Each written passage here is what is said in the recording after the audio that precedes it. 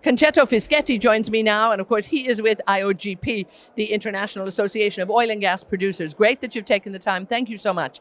And of course, when we look at the energy transition and we look at the state of the world at the moment, oil and gas will still, make up a serious component of the fuel demand for many years to come. I think that's part of the conclusion we've had here at ADIPEC. What do you think?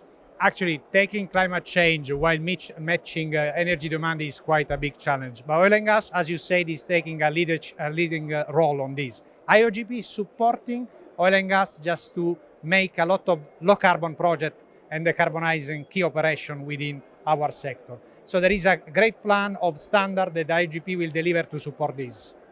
And talk about the road to net zero, because there might be a few turns in the road, but we really have to all be on that road to make sure that we're heading that direction. What are you doing? Yeah, actually there is now a big commitment by oil and gas sector. We need just to decarbonize and get net zero by 2050. Within this 30 years framework, we have intermediate milestone. First of all, by 2025, we need just to decarbonize upstream. So there are a lot of key components: electrification, carbon capture and storage, venting and flaring, to be absolutely minimized. So oil and gas is ready to take its part on this. Now, many technologies out there, and of course lots of people talking about different deployment of technologies. CCUS, I think so many panels talked about it here.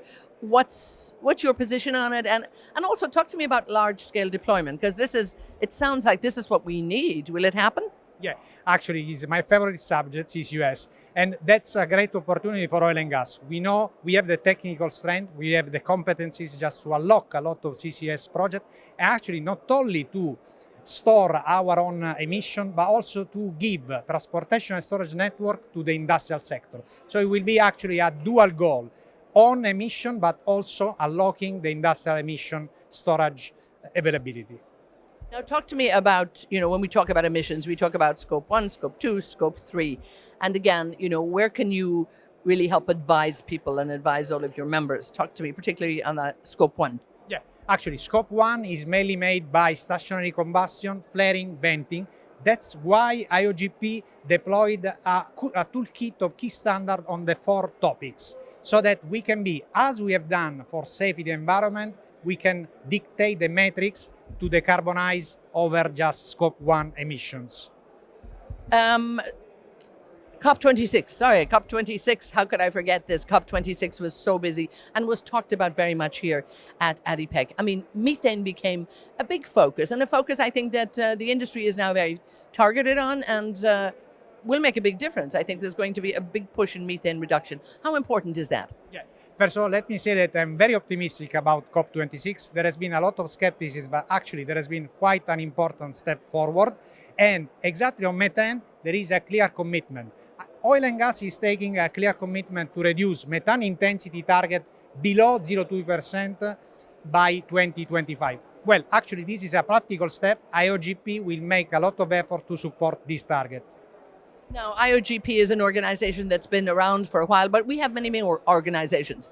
So talk to me a little bit about, in terms of maybe how different your organization is, what are you doing, and how closely do you collaborate with any others? Yeah, actually, IOGP has the difference that about 50 years of reputational and strong engineering background and strong standard on environmental safety. We want just to put the same rigor on the energy transition pathway, being the custodian of the metrics, measuring the commitment of oil and gas in achieving the net zero target. This is the role where IOGP has a distinctive factor.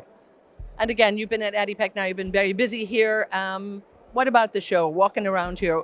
What were your big takeaways? And did you enjoy being here for 2021 back in person? Yeah, first of all, let me say that I got really thrilled just to be here. This is the 4th day and there is a lot of energy, a lot of people. I come from also a DNA workshop where actually we share not only the energy transition, but also the commitment on DNA. So all in all, I'm really just pleased to represent IOGP in this amazing oil and gas event.